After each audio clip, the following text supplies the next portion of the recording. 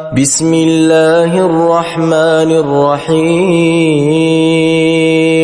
والمرسلات عرفا فالعاصفات عصفا والناشرات نشرا فالفارقات فرقا فالملقيات ذكرا عذرا أو نذرا إنما توعدون لواقع فإذا النجوم طمست وإذا السماء فرجت وإذا الجبال نسفت وإذا الرسل أقتت لأي يوم أجلت ليوم الفصل وما أدراك ما يوم الفصل ويل يومئذ للمكذبين ألم نهلك الأولين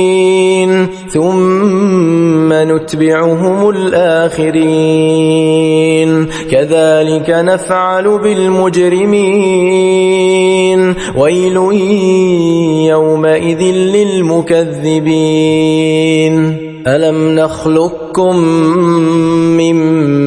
ماء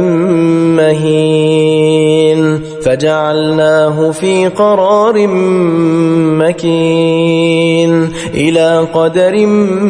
معلوم فقدرنا فنعم القادرون ويل يومئذ للمكذبين ألم نجعل الأرض كفاتا أحياء وأمواتا وجعلنا فيها رواسي شامخات وأسقيناكم ماء فراتا ويل يومئذ للمكذبين انطلقوا إلى ما كنتم به تكذبون انطلقوا إلى ظل ذي 3 شعب لا ظليل ولا يغني من اللهب إنها ترمي بشرر كالقصر كأنه جمالة صفر ويل يومئذ للمكذبين هذا يوم لا ينطقون ولا يؤذن لهم فيعتذرون ويل يومئذ للمكذبين هذا يوم الفصل جمعناكم والأولين فإن كان لكم كيد فكيدون ويل يومئذ للمكذبين إن المتقين في ظلال وعيون وفواكه مما يشتهون كلوا واشربوا هنيئا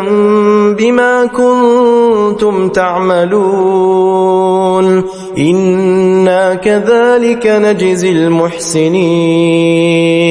ويل يومئذ للمكذبين كلوا وتمتعوا قليلا إنكم مجرمون ويل يومئذ للمكذبين وإذا قيل لهم اركعوا لا يركعون ويل يومئذ للمكذبين فبأي حديث بعده يؤمنون